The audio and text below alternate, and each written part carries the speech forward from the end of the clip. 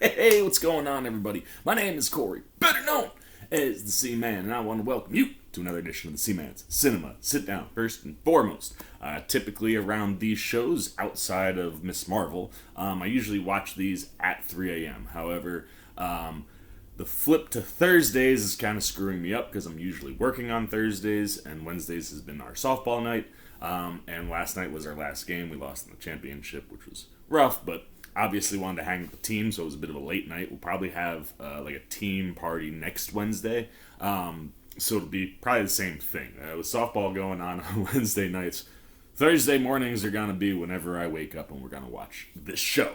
Going forward, though, the final that's not six. The final 6 episodes, because it's a 9-episode season, I will be trying to do at 3 a.m., so you guys will get these a lot earlier.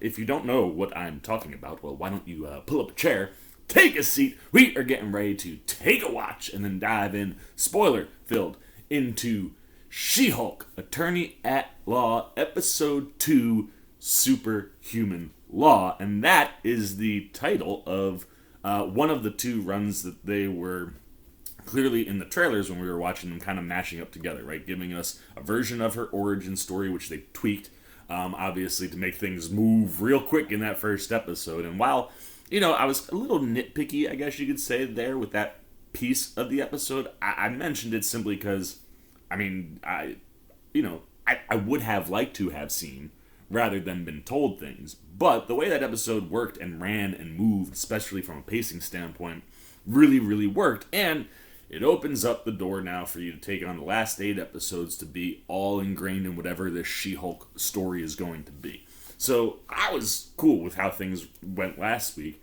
and seeing the title Superhuman Law on episode 2, knowing that that's the main run that they're kind of pulling from, I'm pumped to get into the lawyer stuff. And I have not had a chance to dive into any of the Superhuman Law books, so at least on this episode, I'm not going to probably be finding too many Easter eggs. I've got a lot of comic and TV watching stuff going on. I've been working on a bunch of Sandman stuff, which will start coming out this week. Finally, that show is freaking amazing. But hopefully, maybe I'll be able to dive into some of the Superhuman Law comics and see if I can't get a vibe of where they're going. But considering how they changed the origin, I could see them probably adapting those books differently to create an MCU story that can kind of fit in there. But things that I would like to see from what I've heard about those books is, like, I definitely want to see her and Matt Murdock go toe-to-toe in the courtroom. Like, I needs that, man. But anyway, I'm pumped, right? Like, where we left Jen last week, she'd become a Hulk, had trained and moved a lot faster than her cousin Bruce in becoming able to control when she goes Hulk and doesn't, and the fact that she doesn't have an alter ego, like it's Jen the whole time.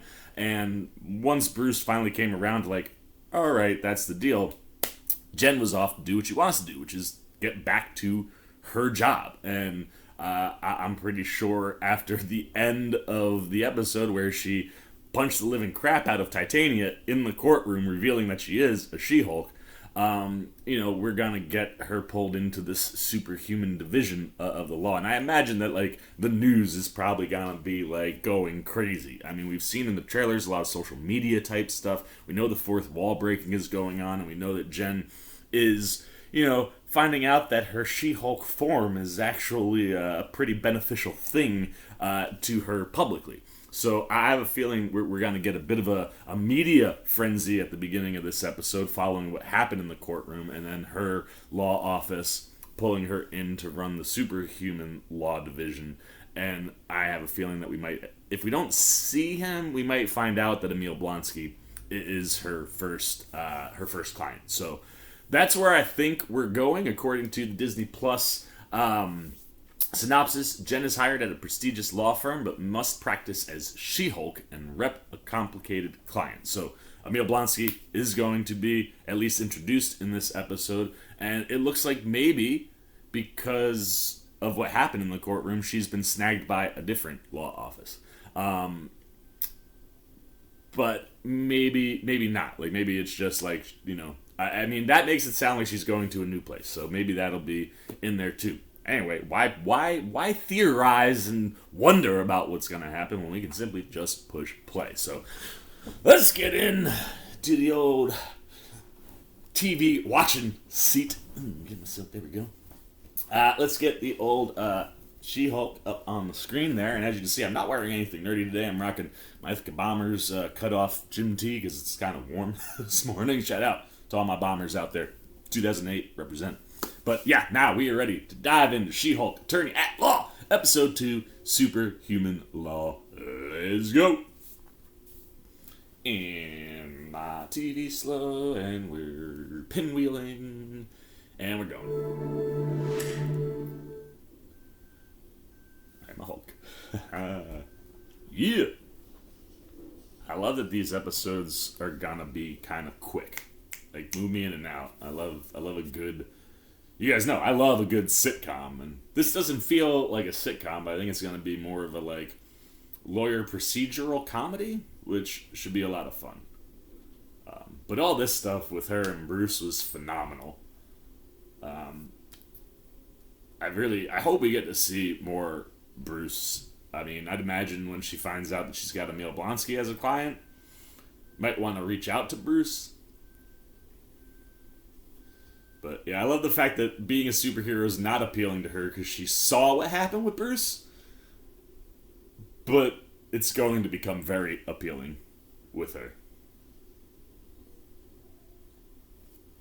Also, one of my favorite things from the first episode was that the very first thing that Bruce says to her, when you're a Hulk, weird things and situations find you. And, like, Titania just comes right in, like, out the gate. Like, yeah, I didn't even know he was Hulk, but I showed up. So yeah, I'm pumped, man. Tatiana Maslany, absolutely phenomenal last week. Now I'm going to pay attention here on the credits because I heard they took out... who did they take out? Now you got Mighty Thor is in there, and I think they put She-Hulk somewhere. But yeah, apparently somebody got bumped out, and they were like, "Oh man, does that mean that character?" Moon Knight. Yeah, Moon Knight's not in there anymore, but I don't think it's anything to worry about, guys. It's freaking Oscar Isaac. Sketches show a stunning. There we go. Oh, that's awesome. Courthouse today, where superpowered influencer Titania caused panic while fleeing traffic court. Can you tell us about what you saw today? Yeah. So, this chick, pretty decent. Like a chick Hulk. A She-Hulk? Exactly. Just like that. Someone else is always going to give you your nickname. Another piece of Bruce advice. That's for somebody called She-Hulk, which can't possibly be what they're calling me. Lady Hulk, Girl Hulk, She-Hulk. Come on, just give them what they want. Yeah. Get ready to love the persona, Jen.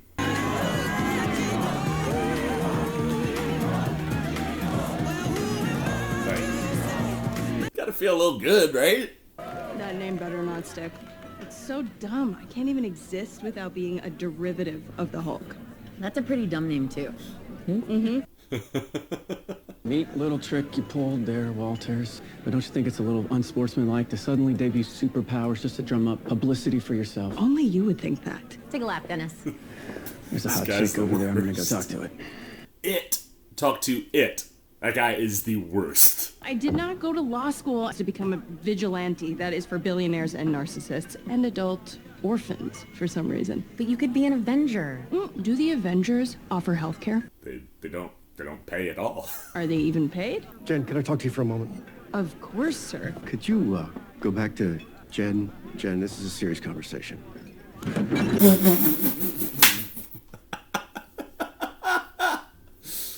Gotta be Different metabolism. Oh, going back down, she got drunk. You didn't win the case. Oh, yeah. GLK&H had to declare a mistrial because you, as your, She-Hulk. That is not what Oh, she's gonna get fired. That's wow. Since you saved the lives of the entire jury today, GLK&H argued that the jury was then biased in your favor. You did the right thing, but it unraveled our case. I'm sorry, Jen. I'm sorry, too, Bob. I have to let you go. This makes you a liability for the DA's office. What? Wait, you're firing me? Oh man, like now, like talk about being conflicted about being She-Hulk. Like now you just lost the only thing that you wanted to get back to, which was your job. But we know she's gonna Hey, get. Fuzzball, just checking in on you. Oh, got some I'm here if you want to talk a little bit more. No gloating this time, I promise. Bruce via the voicemail. We can't hire a lawyer who's such a big distraction in court. Jeez. Sorry, it's a no. We just can't take the risk of a sideshow. Wow. Woman saves lives, and then nobody will freaking hire her. Offbeat jobs first. I am the prize. Come on, seriously. Sorry, I'm sad and lonely. Yo, what's up, everybody? I had to jump in here. I haven't started editing the reaction video yet, so like when I do that, a lot of times I might pick up on things in the background, or when I watch a show over and over.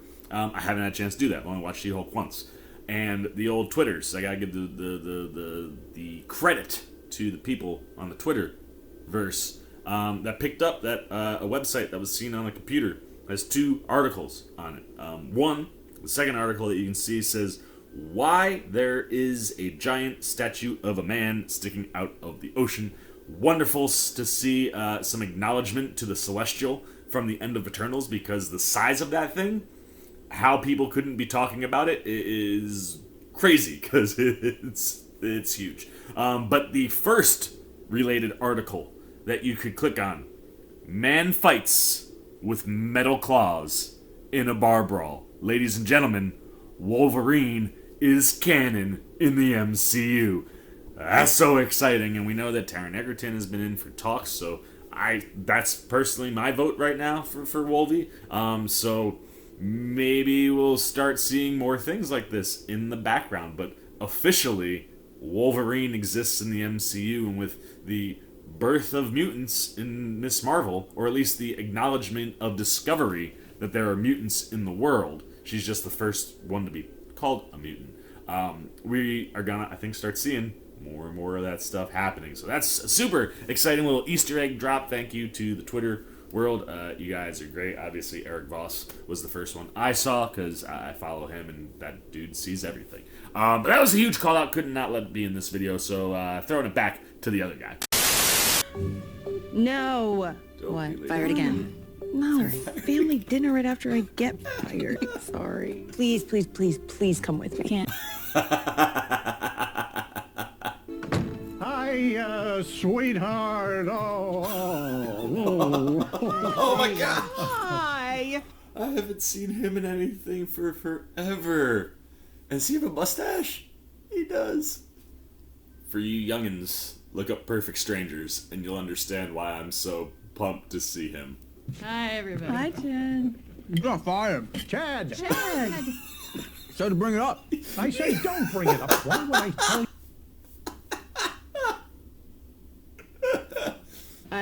Yes, got fired, but it's fine. Big news. So I got promoted to manager over at the Best Buy. Employed and promoted, right? Wow. Jen, there is the nicest young man who Oh my god. he wants to be a superhero, and I told him that my daughter was a superhero. He hadn't heard of you, but I gave him your number so that he could call you. Oh my god. It is like... Ken, that Hawkeye guy, what happens to those arrows of his? I mean, does he go around and collect them when he's done? Jenny? Nobody calls me that. Oh my gosh. Get this hair more like She-Hulk's. So, back to Hawkeye. Oh my god. This has gotta be your worst nightmare. And like, after seeing like Miss Marvel's family and the way that they embraced her and her superpowers, now granted she wanted to be a superhero, this is like the exact opposite of that in the worst nightmare kind of way. That was just an excuse to check in with you. How you doing, kiddo? I'm okay. Really? Love this. I'm okay with not being okay. Because it just sucks. You know, like I thought I could keep this at bay for, I don't know how long, eternity? Well... But it's just like, I hate that it got revealed in this way. Like, Sweetheart, it's gonna be okay. This isn't even the first time we've had to deal with a Hulk in the family. And you didn't destroy a city. It's a good dad right there. it does feel like a weight has been lifted. But there's like this new weight. The thing that you were dreading happened, but look, you're still standing. And now you get to keep moving on. It's a good dad right there. Ooh, that Do another one, Jen? bar is less fun. No, I'm balling on a budget now. Miss Walters? There we go. Nice to see you again. Mr. Holloway? May I buy you a drink? Sure, I guess. I like that the green lighting is reflecting off her, even though she's not green right now. Miss Walters, you laid out a winning case against us. Before I had it declared a mistrial, of course. Oh, that's cool. No easy feat against GLK&H. You got me fired, now you want to hire me. To be head of a new division, yes. Take some time. I accept. She doesn't even know what the division is. I will only do it if I can hire my own paralegal. I truly do not care who... You start Monday. She has no idea what she's getting into. How about that? Jen Walters is back, baby. Right? Like, beat the guys in court, and then they go, nobody beats us in court. And, like, we're smart enough to get the mistrial, but now you can come work for us because we basically got you blackballed. But I'm glad. I hate when doors have handles on both sides. I never know what to do. It is an exciting time at GLK&H. We just started a Superhuman Law division and, well, the She-Hulk to be the face of it. Oh. That means I'll expect you to be at work and in court as the She-Hulk, not as a normal person. Hey, you got a job, Jen. Right now? Terrific. This way, please. Does she carry Jen-size suit clothes with her? Or Hulk-size Jen clothes with her? God, is this why they hired me? Okay, this sucks. Yes, here we go. Love some fourth wall breaking. Money. These dodos never had to deal with this on their first day at work. But I'm curious, what do you think about it? I'm agnostic. Interesting. Unprecedented, for sure. Makes you wonder what he was talking about. I'll spend the rest of the year worrying about what I just said. Ah, here we are. Your office. I hope she has a dope office. Why are you in Hulk form? That is a look. I just found out the only reason they hired me is because they wanted a Hulk lawyer in the Superhuman Law division. Yes, but look at everything it's getting us. Someone that can see the positives. You need one of those. This is very fancy, then. I'm gonna have to buy an entirely new wardrobe just to come to work. Yeah, and you're making enough money where you can do that now. Hi there, I'm Pug. I'm also in the Superhuman Law division. I hope he's the exact opposite of Dennis. I don't know why I said opposite either. It's got some office supplies to get you started, Yes, snacks, the opposite of and Dennis. a map to the best bathroom for Let's both. go, Pug. Thank you. The best bathroom for pooping. That's super important in an office, by the way. Everybody poops. I'm so excited to be here. I can't wait to take on whatever case you want to assign to Your me. first case is the parole of Emil Blonsky. Emil Blonsky. I'm very familiar with Mr. Blonsky, sir. This is extremely high profile. The publicity alone is worth GLK&H taking this on pro bono. I'm sorry, but I can't represent him. Wow, pro bono. Serious conflict of interest. This man tried to kill my cousin, Bruce. Yeah, that's quite all right. Mr. Blonsky is well aware of your familial connection and has signed a conflict waiver. He would like to retain you specifically as his attorney. I can't wait. I'm not comfortable taking this case. I would much prefer to be assigned literally any other case at this firm. If you don't take the case, then you don't have a job here. Let's go. I'm like so pumped for all of this stuff. DC. Whoa. Damage control. No superpowers inside. It's so interesting to see how damage control has grown from what we saw them in the first Spider-Man movie, right? Like that was our first introduction to them. Oh. Now you're starting to see like the capabilities and how much they have between Miss Marvel and this. Do not step past the yellow line. Do not touch the glass separating you and the prisoner Abomination. Although we have taken every precaution, we cannot guarantee your safety. Do you accept these conditions? Yes. I wonder if this takes place before Shang-Chi, and like she's gonna get him that way out to hang with Wong. You gonna serve me up with some fava beans and a nice Chianti? Ma'am, this is a prison. Of course. And a nice Chianti. Oh, a nice Hannibal Lecter reference. So that was a detective, not a lawyer, but, you know. Jennifer Waters. I love this so much. She's so Wow. First off, Namaste. Mr. Blonsky, I was expecting... Abomination, right? Yes. Yeah, wow. Sorry about that. No, I'm cool. No, you won't be seeing much of him about. Honestly, I've completely transformed myself. Oh, maybe he's been hanging Does that with mean Wong that already. you can't turn into the Abomination anymore, or you won't? No, it means that I choose not to. I'm simply Emil now. Russian-born, British-raised, Royal Marines Commando, on loan to the US government. Okay. With 7 soul mates that I met through the prison pen pal program that I want to start a new life with. That's great. Your cousin, the Hulk. My cousin Bruce. Semantics, he was the Hulk, wasn't he? You know, I tried to kill him. It wasn't personal or anything. I was under direct orders from your government. But then you went on a destructive rampage in Harlem. That wasn't sanctioned by the government. Yeah, because they pumped me full of that super soldier serum. The serum the government gave you caused your subsequent action? Oh, that lawyer brain kicking in. On a mission to take out a threat. And I thought I was the good guy.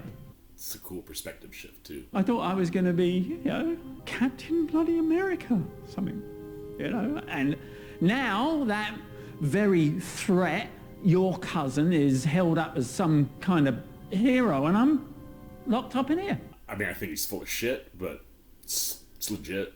See, and I have here various haiku. Each of my victims expressing the sorrow. Oh, you don't have to. If you'd like to experience them. That's okay, I can. My tiny ears here. If I were your... I really wanted to feel the whole... Speak truthfully from the heart instead of trying to gauge what you think they might want to hear. I just want to move on with my life. Live in peace on a large piece of property purchased for me by my 7 soulmates. Right. Guessing Utah. So that makes me think that, like, parole, he'll get out. So there must have been some sanctioned release bit for Wong to take him out of that prison before this. I still hope we get, like, some answers in there. There you go. You knew she was going to contact him about a meal. Bruce, hey, listen, I got a new job. Hey, congratulations. That's fantastic. Part of the deal is I have to take on Emil Blonsky. Okay, I mean, it doesn't seem like you hold a grudge. At least you've never talked about that before. And you're always saying that everybody deserves a second chance. And I'm not falling for an act here, but Blonsky did seem to have really good arguments, you know? Isn't rehabilitation something that we should strive for as a society? That's what you'd But none of What is he gonna go, Jen? don't feel comfortable with it. I think you're calling me to tell me you're taking the job. I'm calling you to tell you I'm taking the job. Yes. Actually, Blonsky wrote me a really nice letter a while back. And a really heartfult haiku. That fight was so many years ago, I'm a completely different person. Literally. Literally. He's not Ed Norton. Oh, I love self-aware television movies, man. What'd they end up naming you anyway? She-Hulk? Don't even. No, I love that. That's got a nice ring to it. She-Hulk, attorney at law. Love that. Nice. Be careful, okay? Yeah. I love Ruffalo so much, man. You coming to LA anytime soon? Yeah, probably not for a minute. I got some things I gotta take care of. Oh, he is in the Sakaar ship! Oh! Oh, man. If they're building me to a World War Hulk world, I don't know how you pull that off without Universal being involved, but I want it. I've already got a winning strategy, and it is 100% in the bag. Glad to hear it. You might want to take a look at the news right now. Yes. Have a good evening, Miss Walter. News? What? So far, there have been no statements made by Emil Blonsky's attorney after shocking footage leaked showing the abomination participating in what appears to be an underground fight club. Oh, yeah, there it is. Somehow You knew there. escaped from prison. That sucks. That sucks. Dude, this show is so good. I'm not gonna lie. I like that it's less than... Like, I like that it's not long. I like that they're quick. Like, this one was... What? Like, give or take... Yeah, it was like 23 minutes. Like, I'm really digging what they're doing. Obviously, we know that we're gonna get a post-credit scene, so we'll just chit-chat a little bit until that pops up, but... I really liked this episode. It answered a lot of questions. Again, answered a lot of questions for us. And while we still don't, like, as Wong just, like, it was one of those where, like, obviously before I was hypothesizing, like, oh, maybe, like, all the Blonsky stuff with Wong was happening after this, you know, like, part of the parole release was, like, he could, I don't know, but that would be... Parole is like you're literally out of prison. So then it became, okay, wait, if you're thinking about it, all right, he's definitely out. We got to address what, like, Wong was taking him out of there to go fight. And we now see that that clearly wasn't a part of any deals with the prison. Or if it was like probably some underhanded, shady type stuff, letting people, like, you know, whoever's inside maybe making some money. I don't know. I really hope Wong is in next episode. We find out, like, what that dealio is. Because, like, that almost felt like Wong was training him in ways maybe to be better in control. Oh, Chad. But you still need it. Dude, I don't know what I'm doing now. I turned to left, I turned to... She's using a finger. Oh no, she was holding the thing, but that's... Do not touch these wires again. No! I could have done that. Anyway, watch out for the wire. Jesus. Yeah, good. Oh man, talk about your family taking advantage. A little excessive. I got to do that. Yeah, okay. Oh man, I love those little posts, man. Like, it again, it's one of those things where it's like, it just gives you the vibe of the show, like what they're going for. In the humor and how they're using Jen and She-Hulk, like and like how they're using Jen absorbing being She-Hulk, like really play into, you know, the little post credits that we're getting. So that's a lot of fun. And in general, like I said, I love that the show is fun. It's one of those where, you know, like I said, a little nitpicky last week where it was like, okay, they're clearly going for a shorter styled show. Which, you know, kind of sucks because, like, we only get Hulk in other properties because Universal still owns the rights. And if they're... it feels like they're trying to build new World War Hulk. It really does. And I don't know how that would work if Universal isn't willing to play ball. But if I was Universal, I would play ball and be like, that's fine, but we get to retain the streaming rights. Like, that's what I would do. Right, Peacock doesn't have any superhero content, although they should probably try to get that Batman animated show and some of the other Warner Brothers shows that Warner Brothers is theoretically shopping around, because they could use some superhero and animated content. We don't have a lot of adult animated content over on Peacock. So, like, you know, it's one of those things where if I was Universal, I would play ball because a World War Hulk movie would be so freaking cool. That being said, though, you know, the kind of the nitpick last week was like, look, we only get so much time with Hulk in movies and television. A major piece of his story is him figuring out how to keep himself Bruce and then how he ultimately heals his arm. And look, you don't need to see the science behind, you know, like just saying Jen's blood is what fixes his arm. That's cool, but like I could like to have seen some of the other pieces that we had. But in all honesty, like I said, those were kind of nitpicky things because it's clear that they are going for like a, you know, half hour, 25-30 minute run, kind of like traditional 30-minute television. They want it to be quick, they want it to be fast, they want it to be fun and funny and just a lot high entertainment value. And to this point, that's exactly what the show is doing. And I love, after you get out of the origin, you jump into the attorney at law stuff, and it's like, I love that saving lives gets her fired, gets her blackballed, and then because she won the case prior to the other, law firm going, well, I think the jury was a little biased in their decision making because, Jen had saved their lives. You were gonna beat us, so now I'm gonna take you over here. Plus, anyone that knows how to capitalize on something that will give you good traffic or revenue or increased profile or visibility, it's a no-brainer. You see the way the world reacts to She-Hulk. You see that she can't get a job anywhere. Hey, you come over here, you run our Superhuman division. And I really genuinely wonder who knew that Blonsky was leaving that prison. Because I can't imagine that Wong would just go rogue and break into damage control and take Blonsky out for these fights. Because it seemed, in that interaction, I mean, it's been a while since I watched Shang-Chi, but it seemed like the interaction that the two of them were having in that moment was part of, Blonsky's reformation. It almost felt like it was part of his sentence. All right, we'll let you out of the prison every once in a while, released under the care of another superhero in Wong. And, when he said namaste and stuff, I'm like, yeah, he's been hanging out with Wong. Wong has been reforming him. So it feels like there was something shady going on to all of a sudden have footage leak of him at one of those fights.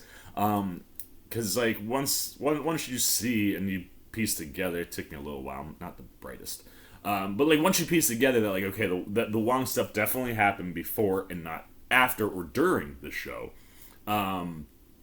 Or maybe it did happen during the show, right? Maybe that just happened. Like I said, one of the cool things with where we're at with Phase 4 is that because of the 5-year jump, you can have things that come out a year apart that actually stack on top of each other, because we still haven't caught up to, I think 2024 is when we're finally caught up to real time, because of the 5-year jump. So, it's one of those things where it's I've always been interested to see where these things are falling or stacking. So maybe it literally just happened. This and Shang-Chi are happening at the same time, maybe.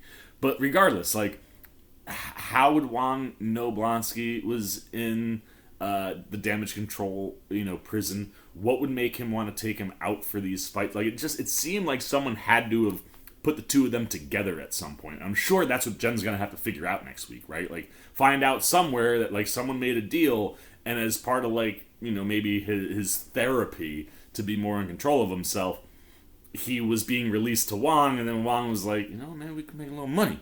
Let's go fight, because you Abomination. But, I mean, he was, at the same time, though, Wong was fighting him in the ring, right? And that fight is him versus Wong, and, it seemed like it was part of some kind of training. So, that is a mystery right now that I think Jen's gonna have to figure out, and however she figures it out, that's gonna be your through line to getting to winning the Blonsky case, or the parole hearing, right? So I think there's definitely more going on there than meets the eye, because it seemed like training purposes, right? It wasn't I'm sitting here going, oh, maybe it's no, remember how the scene happened, Wong was fighting Abomination, and I mean, I guess they had to have won money. So I don't, but it, the way Wong talked to him felt like training. So I don't know. I'm getting very caught up and hung up on this. But that'll be one of the things I'm really interested to see Jen dive into and tackle. So I think that's going to be one of those things that's fun to see Jen figure out and piece together, because my gut tells me that she'll win the case. But I love having Tim Roth back. It's one of those things where he was so good as Blonsky in that first Hulk movie, and then obviously with Marvel being, acquired by Disney and everything falling under that umbrella, and then Universal being like, nah, you don't get to play with our toy anymore in solo movies. We ain't letting that happen. Or possibly it could be one of those hey, we're not going to play ball like Sony. The only way that we'll play ball is if it's ours. And, Disney's just nah, we can find ways around that.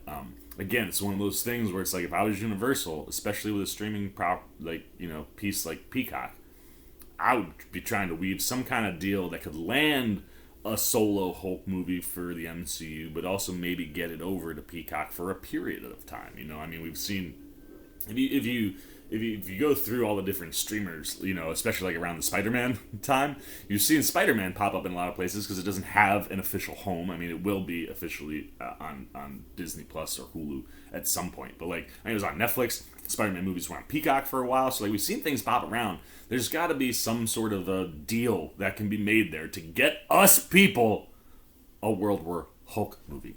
But because it's been so long since we had that original Hulk movie, we haven't seen Blonsky since, and Tim Roth is just a delight. I really enjoy him, and this version of him as Blonsky really popped. Like, you can kind of, very similar to what Jen's going through. Like, you kind of want to believe him. He seems very up and up, and his story makes a lot of sense. But at the same time, I'm also like, but is he? And like, Roth plays that stuff really, really well, where it's just facially, you're like, I want to trust you, but I don't know if I can. And he handled that stuff in that one scene quite well. And I mean, everything around the comedy in this show, and the way you're able to weave comedy into like non-traditionally comedic characters, like Blonsky with the haikus and like the things that he's doing, when he's going through all of this stuff that is reforming him, like, just phenomenal. I love the tie-in to Hulk when Jen is basically calling to tell him like she's gonna take the case because she thinks she can win it, but like, one of those where like he's just looking to get a word in because like he's okay because Blonsky reached out to him a couple years ago. And then the line of the entire episode, that fight and that thing was so long ago. Like, I was a different person back then, literally. Like, and it works in the context of the storytelling. Like, literally, that version of Hulk inside the MCU is different than the version of the Hulk that you have now, right? Like, you have Smart Hulk, and it's one of those where it's like Hulk himself has grown and matured, and in all honesty, in that situation, like, Hulk is in full control there. But in reality, it is literally a different person, as Ed Norton was the original Hulk before it became Ruffalo. And that line... Hey, what's up, guys? So I'm just here. I'm doing some editing on my couch, and I was like, you know what? I should probably mention something that I read yesterday. In an interview, Jessica Gao confirmed that from jump, once they were starting to work with the Hulk idea, she was like, you have to have the line, I'm a different person. Which is hysterical in its own right. But the thing that sealed that moment for me was the literally line. And apparently, Mark Ruffalo ad-libbed that. That's why I love this dude. Alright, back to the review. That's the stuff that I look for in self-aware media. You know what I mean? Like, when you have something that's aware of itself, like Deadpool. The reason Deadpool is so successful, and already you're seeing the way that She-Hulk is so successful, is like being completely aware of itself. And that was the thing that I think was like, gave you the pass last week with like the way that they structured that episode and how fast it was moving. Because it was like, they knew that they were jumping a lot faster than they should be for an origin, right? Like, we literally just had a 6-episode origin that was perfect with Miss Marvel. And here, the show realizes, hey, we're more focused on the attorney at law stuff, which I'm here for. Like, I'm all about this superhero law division. And but to get there, we need She-Hulk. So you needed to have the origin, but to do what you want to do, you got to speed through it. And being self-aware of that, making jokes about that stuff, makes that stuff work in that first episode. And same thing here, man. I mean, just the complete self-awareness of, you have two characters that know each other, but two actors who haven't been on screen together. So, like, the whole vibe of just everything that was going on with Blonsky and Hulk was phenomenal. And then when you look what you have going on with, Jen, it's a lot of fun, man. Like, you see the hesitance is still there, right? Like, post-saving everybody and, getting, and obviously winning that case for the time being. but like it's one of those, like, she is hesitant because she doesn't want to be a superhero. She talks about all those student loans and all of the hard work that it takes to be a lawyer. Like, Jen doesn't want to be a superhero. Jen wants to be a lawyer, and when you have that drive, that passion, that thing that you love, it's hard to deter away from that. And it makes her very hesitant to lean into She-Hulk at all, because you could tell it kind of made her feel like it discredits Jen Walters as an attorney, which ultimately it ends up doing because she saves all those lives. But seeing her be hesitant, then come into the bar and be more accepting of, like, being She-Hulk because everybody's loving it, to finding out you're fired, to not being able to get a job. Like, the way Maslany handled that whole stretch was just wonderful. And then to have, it end up working out the way that it works out. I just love the stuff that they kind of gave her and how she played it. I mean, one of my funniest moments of the entire episode for Jen was when she shrunk back down to Jen's size, because it's a serious conversation, and falls off the table. Like, I thought it was, the body proportions are off, right? Like, she was just here, so I was putting my elbow here to lean on it. Now I'm down here, so when I go to put it there, I'm missing the table. But no, it's the metabolism of Jen is totally different than the metabolism of She-Hulk, so she got wasted in, like, seconds. Phenomenal stuff. I loved all of that. But then, again, to see the, excitement swing back to, I just got a job at a law firm again. I'm back. Like she says to the bartender, like, Jen Walters is back, baby. And then you get to the law firm, it's like, nah, we want She-Hulk. And you're right back into that uneasy feeling. I don't know what's going on. She transforms into She-Hulk. She doesn't have the right size shoes. She's got to take the shoes off. It literally, people are tripping over things. And it's like, I'm a sideshow attraction. And then you get into the office, and Nikki is there, which Ginger Gonzaga, we are getting sprinkles of her in these 2 episodes.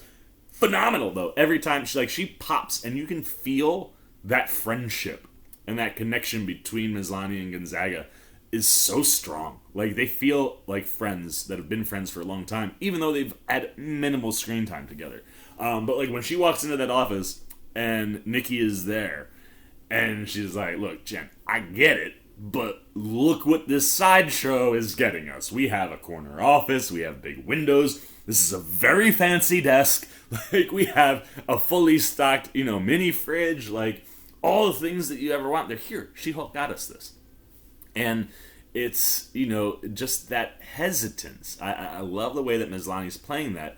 And then to lead that into going to dinner at your family and having it being the shit show that is, the stuff Maslany is doing is so good, man. Like, I literally can't get enough. And then, like, I love the contrast, right? It's one of these things that, like, when you're working inside of an interconnected universe like this, and all of these movies are technically sequels and prequels to each other, even though they have different characters. It's like, you have to look and know the context, right? Like, we just had this wonderful family experience with Kamala Khan, and now you get thrown into Jen Walters' family, and it's like the exact opposite, complete shit show. Like, the concept of how everyone is responding to her being a super is so drastically different than what we got over with the Miss Marvel show. And then you get Mark Lynn Baker. I'm telling you, you youngins out there, you don't know nothing about Perfect Strangers? Find you a little time to hang out with Larry and Balky. That was one of my favorite shows growing up as a kid. I loved it so much. So Mark Lynn Baker popping up and having a mustache, like, threw me off, but I like the warmth that he has, where it's like, he tried to do all the dad things, right? Like, we're not going to talk about Jen being a superhero. We're not going to talk about Jen being fired, and, like, her stoner, I'm assuming, cousin, maybe her brother, but, like, Ed, I think it was Ed, like, he clearly didn't get any of those memos. So, like, I love seeing, Jen's dad pull her out into the garage and be like, listen, kiddo, I know we just walked into a shit show in there, but, like, I want to make sure that you're okay. And it's one of those things, like I said, you get that drastic contrast between the Khans and the Walters, and that moment for her dad to just kind of pull her aside and be like, no, seriously, is everything okay? And, you know, like, just the reassuredness of, like, look, you didn't hurt anybody. You did the right thing. Saving those people was the right thing. And, like, look, we'll figure this out. It's not the first time our family has had a Hulk before. And, like, you kind of see how that kind of eased her a little bit. And then when she ultimately, like, has to go down the Blonsky road, like, it's one of those where, like, it's not that I don't want to do the job. It's not that I don't want to be She-Hulk in the office. It's, that guy tried to kill my cousin. Like, that is a direct conflict of interest, and I have a lot of issues representing someone who tried to kill my cousin. And then you get put with the, well, it's this or nothing, so maybe you should meet with him. And then seeing Jen turn the lawyer brain on, right? Like, she got there just talking to Blonsky, and Blonsky, you know, just going into, like, one of those things, again, a great perspective shift. Whether it's true or not, it's a good point. Look, we watched what Blonsky did. That guy wanted everything that he got. But you know that serum does kind of create a more animalistic version of a character.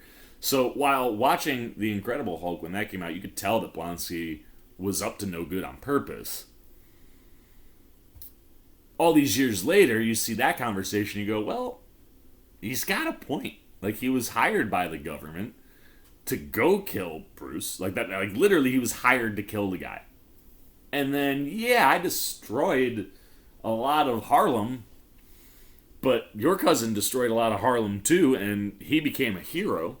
And me, I was just trying to do my job, and I had no control over that stage of life. Like, it's one of those where you sit there and you go, you know, if he's full of it or not, that's a good point. And then that switch in Jen's brain where she's like, wait, the government forced you into that stuff? Boom, there's your out. And, like, I'll be very interested to see what goes on in that case. You know, so I'm really interested to see where they go with the Blonsky side of the story. And while we know, unfortunately, that William Hurt passed, you know, and he was Thunderbolt Ross, and the Thunderbolts are coming, I'll be interested to see how Marvel addresses that. But, like, knowing that we're building to something that's tied back to Ross, you know, whether William Hurt, you know, is alive or not, and whatever they decide to do with the character, like, Blonsky ties directly into Ross. So I'll be interested to see if any of that is connected to the story, if there's been a recast of some kind, if we see Thunderbolt Ross at any point, because, like, we're clearly building toward the Thunderbolts now that that's been announced. So, like, very interested to see how all that stuff kind of plays in.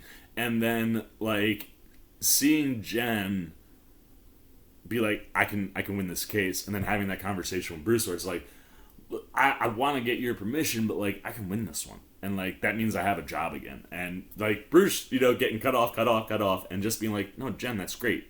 Like, you did the right thing. And, like, you know, me and Emil are okay at this point.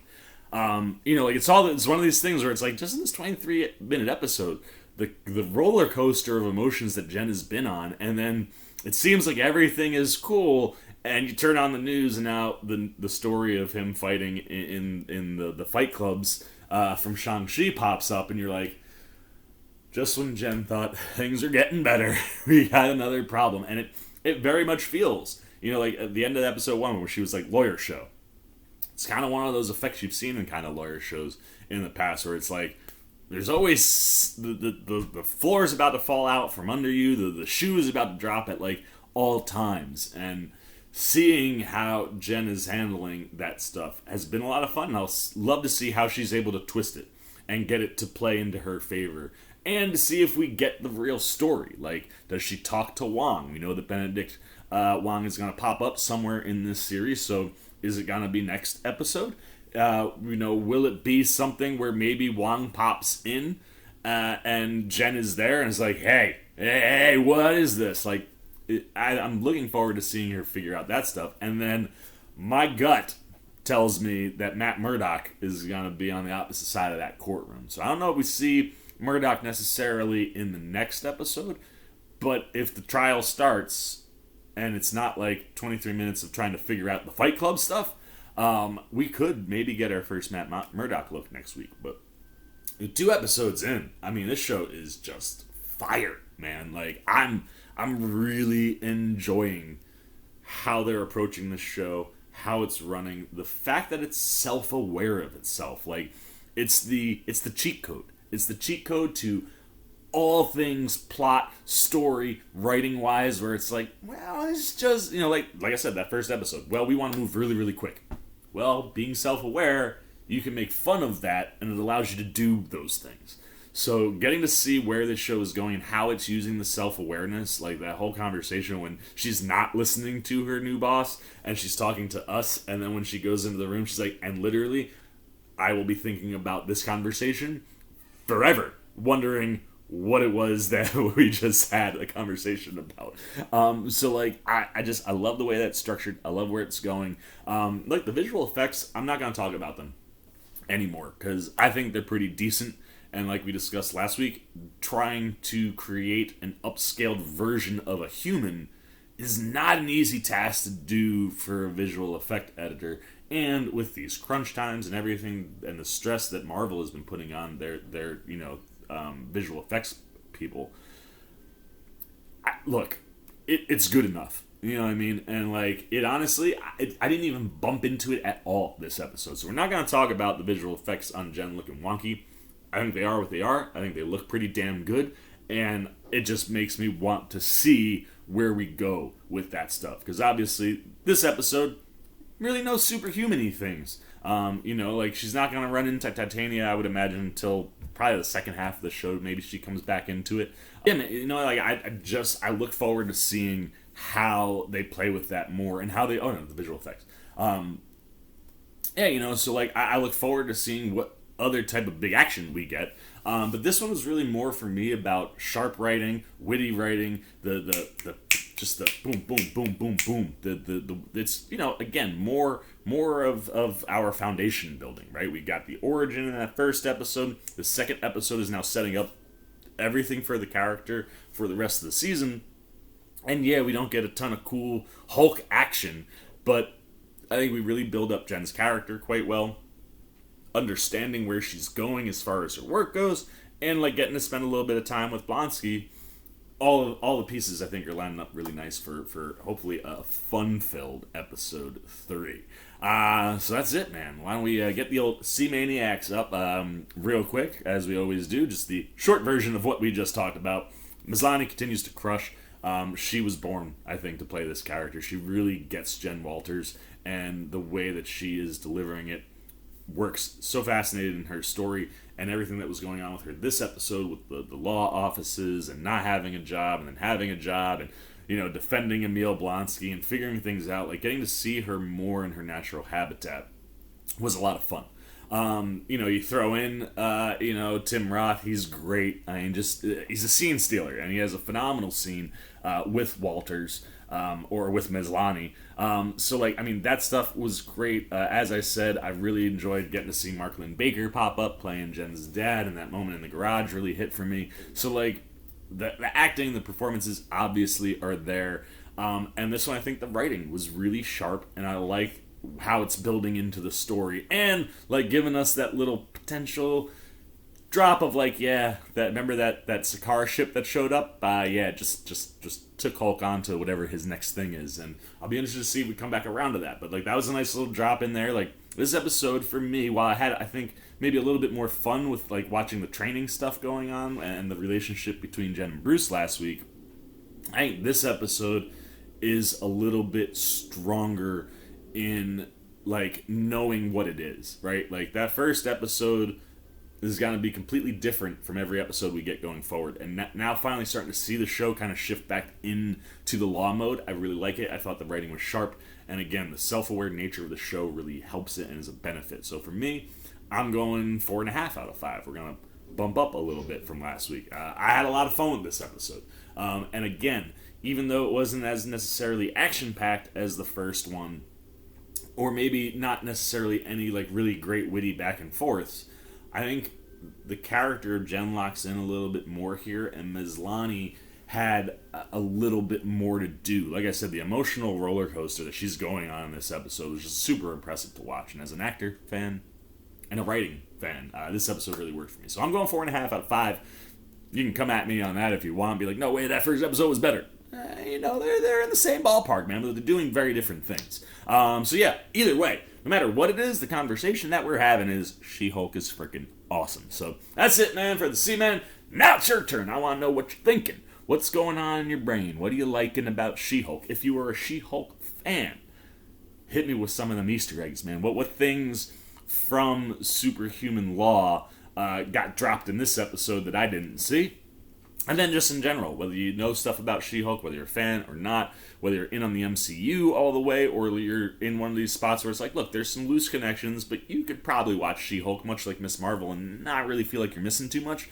So if you're diving in, what's the show doing for you? What's working? What's not? Do you like the shorter episode format with a slightly longer season, right? Like, I think the last time we saw 9 episodes was WandaVision, where we had those 3 sitcom episodes, and then the story. This, obviously, we're jumping into the story a lot faster, but it's the style to the show. It's a bit more of like a lawyer sitcom. So do you like that vibe? Do you like how quick and fast-paced and witty the show is? Do you like the breaking of the fourth wall and just the self-aware nature of the show? And how fascinated are you on what's going on with Emil Blonsky? Anything you got, man, on She-Hulk, Attorney at Law, episode 2, Superhuman Law, goes down below in the comments section. Forward to talking to you guys down there. As always, if you enjoyed this video, please give me a thumbs up. And if you're new, you want to come hang out with C-Man anytime we're talking movies, TV, trailer, reactions. We got some reactions that are going to be popping up in the next couple days. I have like a few that I banked. I've had a very, very busy front week at work. So, yeah, you want to be here to see some of those trailer reactions we got coming up. We're talking Wednesday with the Wednesday Addams show. Or maybe I think it is called Wednesday Addams. I know I haven't looked at the Clerks 3 trailer yet, but I'm going to look at that. So we got some trailers to watch. We've got some things going on. Like I said, I'm going to start dropping some Sandman stuff. We got She-Hulk going on. I got to get up the first review for the House of the Dragon. Oh, man, you Game of Thrones fans.